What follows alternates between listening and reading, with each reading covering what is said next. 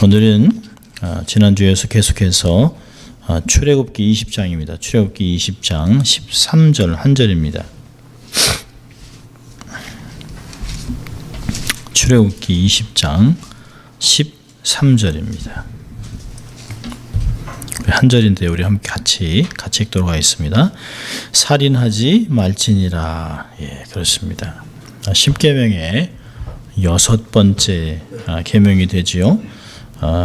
우리가 이커라서 얘기하는 대신 계명이 1, 2, 3, 4, 또 사람에 향한 계명이 1, 그래서 5번, 6번. 그래서 부모와의 관계 다음 살인하지 말라라고 내용이 나옵니다. 이것은 다시 우리가 이렇게 리프레시 한다면 인간의 존엄성, 우리가 제목을 다룰 수가 있겠습니다. 6계명은 사람의 존귀함을 얘기하는 것이에요. 우리가 역사적으로 쭉 보면 잘 기억하는 인류 대학살, 그러면 주로 우리가 히틀러의 나치가 행한 유대인 600만 명을 확실한 홀로코스트를 좀 기억합니다. 근데 사실은 그걸 전후로 해서 굉장히 많습니다. 그보다 더 일찍 1920년부터 50년까지 소련의 정권을 잡았던 스탈린은 2천만 명을 죽였습니다. 2천만 명. 그걸 계산해 보니까 한 달에 10,000명씩 죽였답니다. 한 달에 10,000명씩. 그리고 이렇게 한참 뒤에 보면 1970년대 보면 캄보디아, 저는 2008년에 캄보디아에 단기 선교를 갔었는데요. 프놈펜에 킬링 필드라는 데가 있었습니다. 선교사님이 저희 인도에서 이렇게 갔는데요. 레닌과 모택동의 이름으로 무장한 폴포트라고 하는 공산 독재자가 공산 혁명을 일으켰습니다. 3년 6개월 만에 인구의 25%인 200만 명을 죽였어요. 그러니까 9명에 1명씩. 저희를 같이 인도했던 그 선교사님과 함께 있었던 사람들 중에 얘기를 하는데요. 가족 중에 한 사람이라도 죽지 않은 사람이 없다는 거예요. 모든 가족이 사람을 잃었습니다. 얼마나 악랄했는지 킬링필드라고 하는 영화도 나왔었잖아요. 이것도 보면 하루에 630명씩 죽였답니다. 하루에 630명씩. 한 곳은 이렇게 땅을 이렇게 펼쳐놓은, 이렇게 헤쳐놓은 곳이 있는데요. 해골이 막 수백 개가 묻혀 있습니다. 수백 개가. 폴포트가 이렇게 얘기했어요. 도시는 개조될 수 없지만 인간은 개조될 수 있다. 인간은 땀을 흘리며 농사를 지어봐야 농사일의 진정한 가치를 알게 된다라고 주장했습니다. 결국에는 모택동이 아니라 사실 강청이 했습니다만 그 문화 대혁명을 흉내낸 것이에요. 그래가지고 대학을 나온 사람, 또 이렇게 공부를 좀 한 사람, 어떤 사람은 안경 썼다는 걸로 사람을 죽였습니다. 다 농촌으로 보내가지고 일단 노동자 계급이 모든 사람들을 다스리도록 했습니다. 얼마나 많이 죽었는지 몰라요. 멀리 보지 않아도 돼요. 김일성, 김정은, 김정일 3대 세습은 셀 수 없는 북한의 동포를 굶어 죽였습니다. 고난의 대행군이라는 1993년 이렇게 1993년과 또 2000년 이때는 200만 명씩 굶어 죽었다고 합니다. 그러니까 총살당하죠. 탄광과 교화소에서 죽었죠. 오죽하면 목숨을 걸고 탈북을 하겠습니까? 참 안타깝습니다. 그러니까 사람을 죽이는 것, 참 이렇게 학살하는 것, 참 굉장한 거죠. 대학 교수가 학생들에게 이렇게 질문했답니다. 남편은 알코올 중독자로 가구를 내다 팔아 술을 마시고 술 마실 돈이 없으면 아내를 두들겨 팼다. 거기다가 아내는 폐결핵에 걸려 콜록거린다. 새빵살이 형편에 임신을 했다. 임신된 태아를 어떻게 해야 할까? 학생이 한 명이 잽싸게 손을 누르고 이렇게 말했답니다. 낙태시켜야 합니다. 교수가 이렇게 말했습니다. 자네는 금방 베토벤을 죽였네. 낙태도 얼마나 많이 일어나는지 몰라요. 미국에서 연간 최소 170만 건이 일어난다고 그래요. 일본은 50만 건의 낙태. 소련은 650만 건의 낙태. 프랑스는 약 17만 건, 서독은 약 8만 건, 한국이 150만 건이랍니다. 그래서 세계적으로 1년에 낙태되는 숫자가 컨서버티브하게 보수적으로 잡은 게 한 7천만. 또 이렇게 보고되지 않은 것, 몰래 야매를 하는 것, 이런 것들을 다 찾으면 거의 1억이 넘는다는 것이에요. 생각해 보세요. 1억이, 우리 인구가 지금 70억입니다. 70억. 현대 인구가 전 세계가 70억인데 1년에 태어나지도 못하고 어미의 태에서 임신돼서 밖에 나와서 생명을 얻지 못하고 죽어가는 낙태되는 태아가 1억씩이나 됩니다. 1억씩이나. 어마어마한 숫자죠. 어마어마한 숫자. 말도 못합니다. 이런 것을 보면 인간의 존엄성에 대한 개념이 참 없어요. 한 사람이 천하보다 귀하다라고 하는 말씀을 알지 못합니다. 사람이 아무리 손상을 당하고 장애가 있고 뭐 이렇게 하더라도 모두 하나님의 형상을 소유하고 있는 것을 우리가 너무 쉽게 잊어버립니다. 하나님의 걸작품을 너무 쉽게 내가 또 이렇게 다른 사람을 이렇게 함부로 죽이는 것을 볼 수 있어요. 자, 오늘 그 출애굽기 20장 13절은 아주 간단합니다. 살인하지 말라. 살인하지 말라고 하는 것은 실수로 죽이는 것이 아니에요. 계획해서 죽이는 걸 얘기합니다. 학살을 얘기합니다. 학살. 증오, 분노, 탐욕, 절대적 안갚음을 위해서 의도적으로 미리 계획해서 사람을 죽이는 단어를 사용하고 있습니다. premeditated murder예요. kill이 아니라 murder입니다. 학살입니다. 사람을 학살하지 말아라 라고 하는 뜻입니다. 자, 우리가 사람을 죽이지 말아, 살인하지 말아야 되는 이유가 뭘까요? 가장 기본적인 것은 하나님의 명령입니다. 하나님이 하지 말라고 그러셨어요. 그러니까 우리가 토를 달 필요가 없습니다. 하나님이 사람을 죽이지 말아라. 하나님, 그러면 우리가 네 하면 되는 것이죠. 피터 밀러라고 하는 분이 이렇게 있어요. 인간의 생명을 앗아가는 악한 행위는 하나님의 뜻을 반대하는 것이요 공동체를 파괴하는 것이다. 하나님의 명령을 거부하는 것이에요. 두 번째로는 하나님의 형상을 깨는 것이에요. 모든 사람은 다 하나님의 형상을 갖고 있습니다. 창세기 1장 31절 보면 사람을 지으시고 보시기에 심히 좋았더라. 하나님 마음에 흡족하셨습니다. 하나님의 걸작품이에요. 하나님의 형상을 갖고 있는 사람이기 때문에 사람이 모든 만물의 영장입니다. 만물을 다 다스립니다. 하나님의 형상을 갖고 있기 때문에 기본적으로 하나님의 형상 그러면 우리의 마음과 내면과 이런 심령을 얘기합니다. 그래서 우리보다 짐승이 더 큰 곰이나 코끼리나 사자도 우리가 길들이잖아요. 대단한 것이죠. 개들이 사람을 길들이지 못하죠. 아무리 큰 그 공룡도 이런 곰도 사람을 길들이지 못해요. 사람만이 할 수 있습니다. 하나님이 주신 것이에요. 하나님의 형상 중에 가장 중요한 건 뭘까요? 언어입니다. 언어. 하나님이 사람에게만 준 것이에요. 그러니까 사실 맨 처음에 뱀이 말할 때는 벌써 딱 차단을 시켜야 되는 거예요. 너는 하나님의 형상이 없다. 하나님께 통제를 받아야 된다고 얘기를 했어야 되는 것이에요. 하나님의 형상은 가장 기본적인 것은 안에 있는 심령과 언어입니다. 우리가 하나님의 걸작품을 파괴해서는 안 되는 것이죠. 우리 사도 바울이 고린도전서 3장 16절에 이렇게 얘기했어요.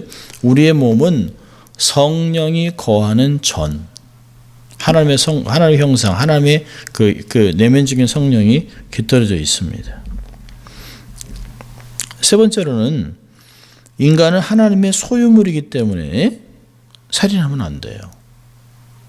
우리가 한국말로 합니다만, 우리 내 새끼. 사실은 이해는 한 거지만 사실은 그렇지 않죠. 하나님의 자녀를 우리가 대신 잠깐 맡아서 기르는 것이 하나님의 소유물입니다.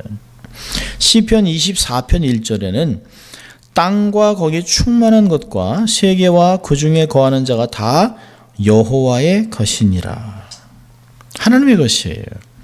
인간의 생명은 하나님이 주신 선물이에요. 그러니까 인간의 생명은 자신의 것이 아닙니다. 내 인생은 나의 것, 아니의 것, 그건 철없는 때 얘기하는 것이에요.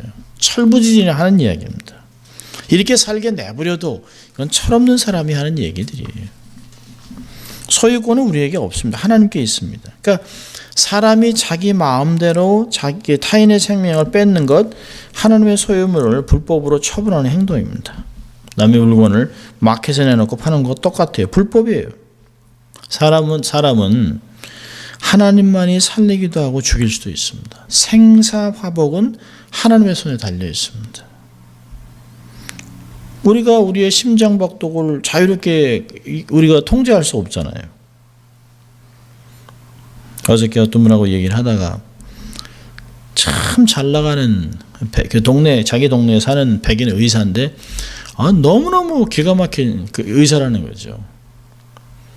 그런 너무너무 잘 나가고 가정도 좋고 아이도 3명 있고 그 운동을 얼마나 잘하는지 모르는데 매일 아침마다 뛰고 몸도 완전 핏해가지고, 근데 그 사람이 아침에 이렇게 개랑 막 뛰고 가다가 갑자기 미끄러지듯이 푹 쓰러졌대요. 그래서 미끄러졌나 보다 생각했는데 안 움직이더라는 거예요. 그래서 이분이 가서 이렇게 했는데 죽었더라는 거예요. 평상시에 운동도 열심히 해. 자기가 의사인데 얼마나 약도 잘 먹어요. 근데 펑 하고 갔어요. 자기의 남편도 갑자기 나 몸이 이상해. I feel strange 하더니 실려갔대요. 실려갔는데 심장이 거의 멎을 뻔했다는 거예요.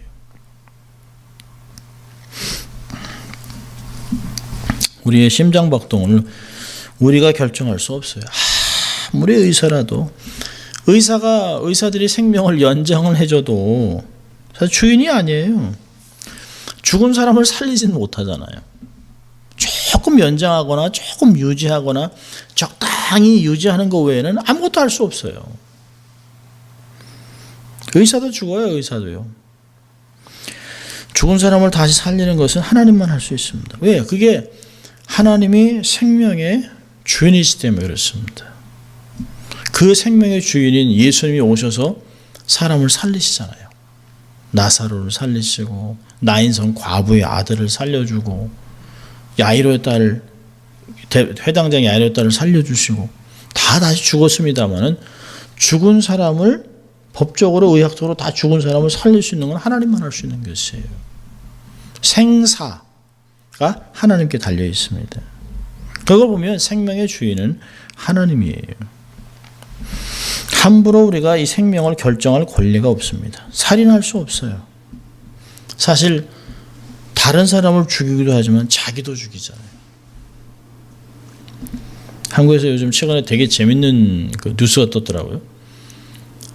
어떤 사람이 그 다리에서 이제 자살을 한다고 이렇게 911, 한국 911 아니죠. 119죠. 112인가 어디다 신고를 했어요. 그 받는 사람이 어디냐 물어봤습니다. 나 지금 여기서 다리에서 뛰려고 그런다. 미국 같으면 바로 가서 말리잖아요. 근데 뛸 거냐 안 뛸 거냐 물어봤답니다. 그래서 뛰었다 그랬어요. 물에 빠졌다 그러니까 수영할지 않을지 알 수 있느냐 하냐 뭐냐 물어봤는데 그 사이 죽었습니다. 그 사람의 존귀함에 대해서 아주 후진국입니다. 그 정도면 사람이 이게 골든타임인데 사람이 거기서 뛰겠다 그러면 일단 무조건 가야 되는데요. 그 사람이 뛸 거냐 안 뛸 거냐 수영할 줄 아냐 수영하면 물에 빠졌는데 전화하는 거 보니까 아직도 살아있고 생각했는데 죽었어요. 사실은 범죄입니다. 그건 하나님이 주신 생명을 법으로 보존하지 못한 것이에요. 자, 근데 오늘 보면 살인하지 말아라 라고 하는 것에 저촉되지 않는 살인이 있습니다. 그럼 이렇게 여러분이 무슨 합법적인 살인도 있습니까? 근데 여기에 접촉되지 않는 것들은 뭐냐면 첫째로는 그 성경에도 쭉 얘기를 합니다. 누구를 죽여라. 그래서 사형 집행을 하는 공무원은 살인이 아닙니다. 두 번째로는 정당방위로 어쩔 수 없이 한 것은 살인이 아니에요. 세 번째로는 국가 간에 침입이 와서 군대로 전쟁을 할 때는 그건 살인이 아닙니다. 그러니까 그런 걸 보면 요즘 양심적 병역 거부는 다 신앙을 빙자한 거짓말입니다. 이런 경우를 제외하고는 십계명은 직접적이건 간접적이든 다른 사람 해치는 것을 금하고 있습니다. 자, 이 심플한 건데 뭐 사람을 어떻게 죽이든 뭐 칼로 죽이든 총으로 죽이든 뭐 이런 걸 얘기하는 것이 아니에요. 우리가 좀 자세히 들여다볼 건 뭐냐면 살인에는 동기가 있다는 거예요. 살인의 동기. 자, 이 살인의 동기가 뭐냐는 거예요. 살인의 동기. 자, 첫째로는 살인의 동기는 하나님을 배반하는 것이에요. 인간의 존엄성을 인정하지 않는 것이에요. 창세기 1장 26절에 이미 모세오경하면서 처음부터 창세기부터 얘기하셨어요. 하나님이 창세기 1장 26절에 하나님이 가라사대 우리의 형상을 따라 우리의 모양대로 우리가 사람을 만들고 그로 바다의 고기와 공중의 새와 육축과 온 땅과 땅에 기는 모든 것을 다스리게 하자. 하나님이 형상을 따라서 만들으셨어요. 그리고 하나님의 대리자로 땅에 두셨습니다. 네, 그런 것들을 거부하는 것이에요. 다윗은 시편 139편 13절과 14절 이렇게 고백합니다. 주께서 내 장부를 지으시며 나의 모태에서 나를 조직하셨나이다. 내가 주께 감사함은 나를 지으심이 신묘막측하심이라. 주의 행사가 기이함을 내 영혼이 잘 압니다. 신묘막측하다는 거예요. 하나님이 지으셨다는 거예요. 하나님이 어미의 몸을 통해서 아비의 몸을 통해서 하나님이 장부에서 조성하고 잘 지으셨다는 거지. 하나님이 사람을 만드셨다는 거죠.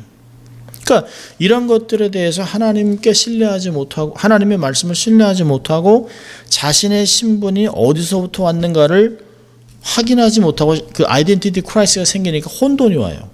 혼돈이 오니까 자기 존재 의식하지 못하고 소망이 없고 결국에는 아주 그냥 극단적인 결과를 나타냅니다. 남을 죽이든지 자신을 죽입니다.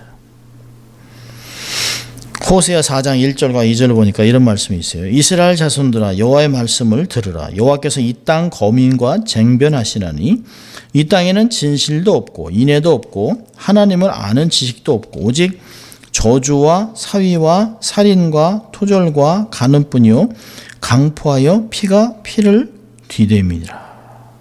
그러니까 하나님을 알지 못하고 하나님의 지식을 거부하고 하나님의 말씀을 이렇게 저버리니까 무지하니까 자기의 신분을 모르는 것이에요.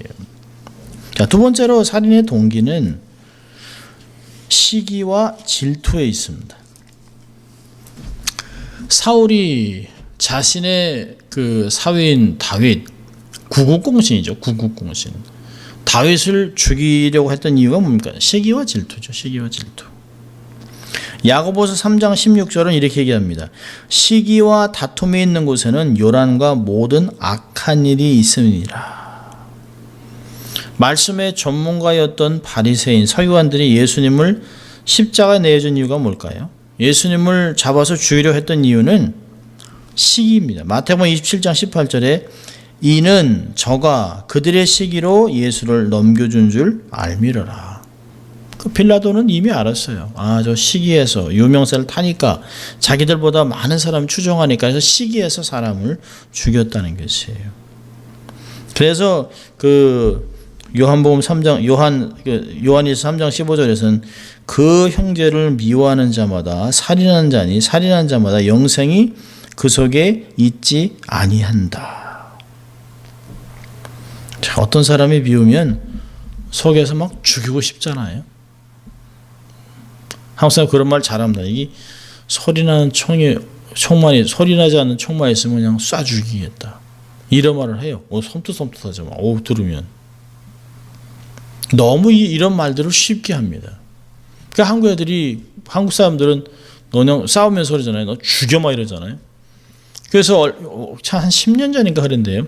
어린아이, 유치원 아이인데 한국에서 왔는데 영어도 안 되고 그러니까 그냥 아는 단어를 다성해가지고 I'll kill you 그랬습니다.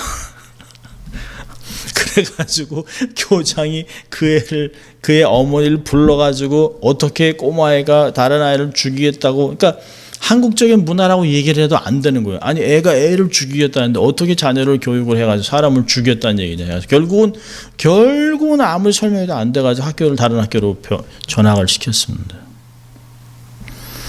화가 나니까 그렇겠죠. 화가 나니까. 근데 그런 게 우리 안에 사실은 그 아이의 잘못이 아니라 우리 안에 있는 내면적인 내재되어 있는 악함입니다. 사극에 보면 여인들이 시기 질투해가지고 암투가 살인을 부르고 정치인들이 자기보다 더 잘 나가는 애 있으면 다른 파들 죽이고 이런 것들이 얼마나 많은지 몰라요. 마태복음 5장을 보면 사실 예수님께서 이 계명을 해석을 하죠. 마태복음 5장 21절 22절을 보면 이렇게 얘기를 합니다. 옛 사람에게 말한 바 살인하지 말라. 이 오늘 말씀하신 거예요. 이 말씀을 인용하는 것이에요. 예수님께서 마태복음 5장 21절에 옛 사람에게 말한 바 살인하지 말라. 누구든지 살인하면 심판을 받게 되리라 하였다는 것을 너희가 들었으나 나는 너에게 이르노니 형제에게 노하는 자마다 심판을 받게 되고 형제를 대하여 나가라 하는 자는 공의에 잡혀가게 되고 미련한 놈이라 하는 자는 지옥불에 들어가게 되리라.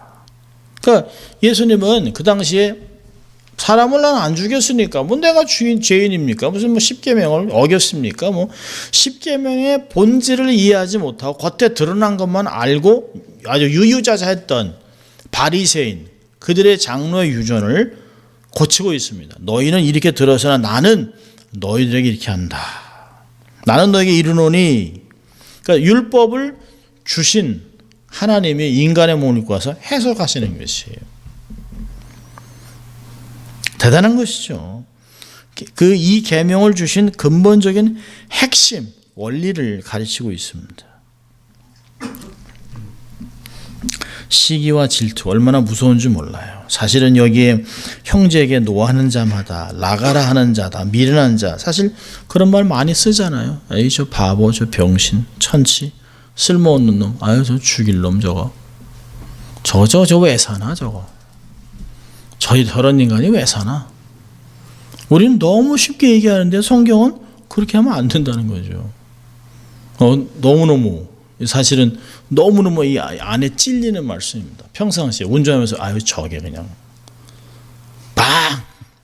아니 왜 운전하러 나왔나? 아니 어떻게 라이선스를 딴 거야?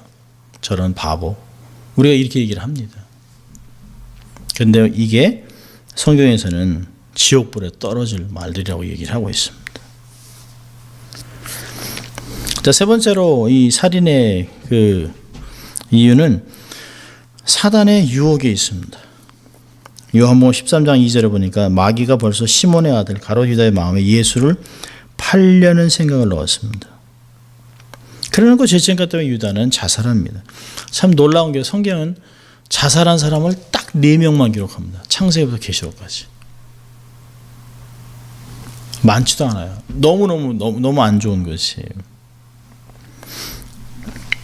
죄로 따지면 베드로도 만만치 않죠. 어떤 면에서 보면 정말 사람들 앞에서 대놓고 거짓말하고 저주하고 막 예수님을 저주했죠. 근데 주님께 돌아오기만 되는데 유다는 돌아오지 않고 목숨을 버렸습니다. 하나님이 용서하지 못하는 죄는 없죠. 요한일서 1장 9절에 만일 우리가 우리 죄를 자백하면 저는 미쁘시고 위로우사 우리 죄를 사하시며 모든 불의에서 우리를 깨끗게 하실 것이요. 그러니까 죄에 대한 대가를 지불하긴 하지만 용서는 받죠. 나무에 못을 박은 게 죄라면 못을 빼서 용서받지만 자국은 남습니다. 그렇지만 이게 성경에서는 사실은 더 깊게 나아가요. 동에서 서가 먼 것 같이. 그렇죠? 너의 죄가 주홍빛 같으라도 흰 눈같이 맑아지겠다고 얘기하고 있습니다. 거의 불가능한 얘기예요. 양이 흰 거 보셨어요? 양은 희지 않아요. 양은 새끼 때만 힙니다. 전혀 이 때가 묻지 않은 그러니까 전혀 죄를 손대지 않은 그때의 상황까지 다시 돌아가서 주님이 그렇게 대해주겠다는 거예요. 얼마나 감사한지 몰라요. 죄를 짓지 않은, 한 번도 죄를 지어보지 않은 사람같이 하나님이 대해주겠다고 얘기를 하고 있습니다. 자, 오늘 그 적용을 한번 해보면요. 살인하지 말라라고 하는 짧은 내용이지만 우리가 핵심을 보고 주의 계명 해석을 보면 첫째로는 이게 죽이지 않는 것이 소극적이라면 긍정적인 것은 적용은 살리는 것이에요. 오늘의 적용은 첫째로는 사람을 귀하게 여기라는 것이에요. 사람을 귀하게 여기라. 우리는 어떤 사람도 무시해서는 안 됩니다. 우리가 누구길래 도대체 상대방을 판단하겠습니까? 하나님의 가치를 평가할 수 있겠습니까? 하나님이 이 사람은 흑인으로, 이 사람은 멕시카노, 이 사람은 그 러시아 사람, 이 사람은 난민 형상, 이 사람은 이슬람 사람으로, 이 사람은 중동 사람으로 다 다르게 만들어서 이 사람은 어떤 사람은 탁월해서 공부를 더 많이, 이 사람은 어떻게 해서 돈을 많이 벌게, 이 사람은 어떻게 해서 육신적으로 이렇게 건강하고, 이게 다 하나님이 기준을 세워놓으신 것이에요. 하나님이 주신 것이에요. 근데 그것을 우리의 기준, 현대의 기준, 미국이나 한국이나 동양인이나 이런 기준을 가지고 사람을 막 판단할 수 없다는 거죠. 로마서 14장 10절에 내가 어찌하여 내 형제를 판단하느뇨, 어찌하여 내 형제를 업신여기느뇨, 우리가 다 하나님의 심판대 앞에 서리라 얘기하고 있습니다. 야고보서 4장 11절 12절은 더 무섭게 얘기합니다. 형제들아 피차에 비방하지 말라. 형제를 비방하는 자라, 형제를 판단하는 자는 곧 율법을 비방하고 율법을 판단하는 것이라. 내가 만일 율법을 판단하면 율법의 준행자가 아니요 재판자로다. 입법자와 재판자는 오직 하나님이시니 능히 구원하시기도 하시며 멸하시기도 하느니라. 너는 누구한테 이웃을 판단하느냐. 판단을 하면 내가 하나님이라는 거죠. 가끔 하나님 되려고 하지 마라, don't play God 얘기합니다. 근데 우리가 스스로 하나님에 대해서 사람이 나쁘다, 좋다, 잘생겼다, 못생겼다 이렇게 얘기를 합니다. 사람을 귀하게 여기는 것, 사실 편견을 버려야 됩니다. 편견. 판단하지 않으려면 편견을 버려야 돼요. 흑인, 히스패닉, 이슬람 이런 것들입니다. 내 기준은 온전하지 않아요. 비판하지 말아야 돼요. 나도 그들과 다르지 않습니다. 비방하지 말아야 돼요. 나도 똑같이 죄 많은 인생입니다. 그냥 드러나지 않고 들키지 않은 것이에요. 세상에서 사람만큼 귀한 것은 없습니다. 하나님의 형상을 갖고 있는 존재, 비록 죄 가운데 살고 있지만 하나님의 관심을 갖고 있는 존재입니다. 서로 섬겨주고 귀하게 여겨줘야 돼요. 홈레스도 그들이 그렇게 되려고 했던 사람은 없어요. 나는 처음부터 홈레스 될 거야 하는 사람은 없습니다. 하다 안 돼서 홈레스가 된 것이에요. 그들을 통해서 잘 보면서 더럽고 막 이렇게 해서 이렇게 막 사람들을 함부로 취급해서는 안 됩니다. 우리가 인종차별하지 말자 하지만 한국 사람만큼 인종차별을 많이 하는 민족이 없어요. 각 나라 사람마다 다 이름을 다 부릅니다. 우리가 그렇게 백인들 앞에서는 딱 기죽으면서도 다른 민족들 앞에서는 중동 사람이야 이렇게 이런 사람들 앞에 막 목을 갑질을 하는 것들을 자주 보게 됩니다. 함부로 대하는 것들 너무너무 많이 봐요. 사람을 우리는 정말 귀하게 대해야 됩니다. 자, 두 번째로 우리가 적용을 한다면 적극적으로 선을 해야 됩니다. 적극적으로. Random reaction of compassion and kindness.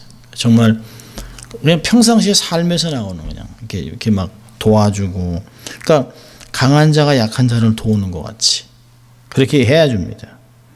성경은 얘기를 하고 있어요. 갈라디아서 6장 1절과 2절에도 형제들아 사람이 만일 무슨 죄를 범한 일이 드러나거든 신령한 너희는 온유한 심령으로 그러한 자를 바로잡고 내 자신을 돌아봐 너도 시험을 받을까 두려워하라. 너희가 짐을 서로 지라 그리하여 그리스도의 복을 성취하라. 이게 공동체 안에서 얘기한 것이에요. 교회 안에서 얘기한 것입니다. 주를 대하듯이 정말 그럴 필요가 있습니다. 이웃을 사랑하고 우리가 정말 적극적으로 선을 행해야 될 대상은 제일 먼저 가족입니다. 가족 그리고 extended family인 교회, church 멤버들이에요. 그리고 우리가 살아가는 이 커뮤니티 안에, 그리고 모든 사람들입니다. 우리가 특별히 관심을 보여줘야 될 사람들은 불우이웃이에요. 불우이웃. 가난한 사람들, 노숙자들, 타인종. 어떤 면에서는 나와 생각과 신앙이 다른 사람들도. 우리가 이슬람 그럼 자기들이 막 또 테러 분자 아닌가, 뭐 또 이상한 행동하지 않을까, 이런 생각도 합니다. 근데 우리는 그런 생각들을 좀 접어야 필요가 있습니다. 옆에서 저는 사실 이렇게 가끔 지나가면서 누가 이렇게 담배를 품으면 할 수 있는 한은 저 숨을 이렇게 딱 멈추고 빨리 지나갑니다. 돈도 아깝고 몸에도 안 좋은 걸 저렇게 불을 떼서 저럴 필요가 있나 하면서도 어떤 때는 그 엘리베이터 같이 타면 그 사람이 담배 피지 않는데도 그 사람에서 나는 담배 냄새 때문에 그냥 고통을 받습니다. 그렇다고 그 사람이 타는데 안 타고 막 함부로 태우고 이럴 수는 없잖아요. 그럼에도 불구하고 우리의 삶이 다르고 생각과 기준이 다르기 때문에, 그렇지만 정말 적극적으로 선을 행해야 됩니다. 하나님이 그를 지으셨기 때문에. 또요, 왜냐하면 아직은 무엇이 좋은지를 모르기 때문에. 하나님의 선하신 맛을 보지 못했기 때문에 우리가 정말 잘해주고, 그리고 정말 그들이 예수를 아직 모른다면 예수를 전해주는 그런 일이 생기기 위해서 정말 적극적으로 선을 행해야 됩니다. 정말 친절하고 우리의 시간과 물질과 재능을 동원해서 그들을 도와줘야 합니다. 우리가 사람도 죽이지 말아야 하지만 타인의 꿈과 소망도 죽이면 안 돼요. 다른 사람의 비전도 꿈도 죽이면 안 됩니다. 남의 소중한 꿈을 짓밟으면 안 돼요. 도리어 타인의 비전을 이룰 수 있도록 도와주고 격려하고 이런 것들을 사회의 사람들을 사실은 살려줘야 합니다. 정말 사람은 존귀해요. 그래서 이렇게 말씀을 이렇게 연구하고 생각하고 이렇게 돌아보면 나는 얼마나 사람들을 귀하게 봤나. 아이 뭐 높은 사람, 스승, 교수 이런 사람들이야 굽시굽시라고 잘하지요.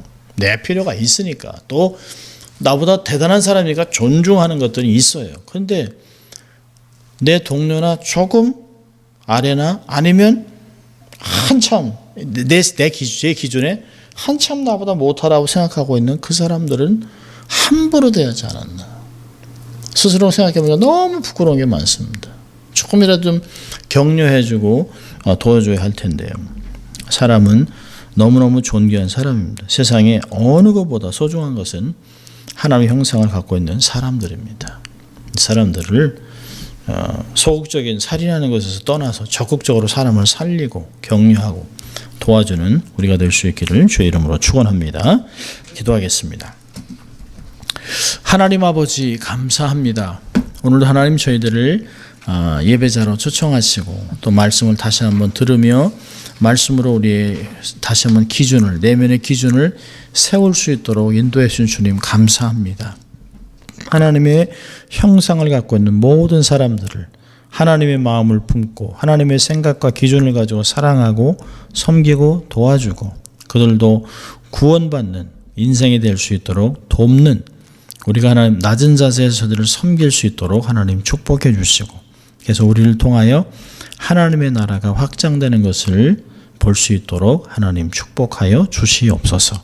감사하고 예수님 이름으로 기도합니다. 아멘.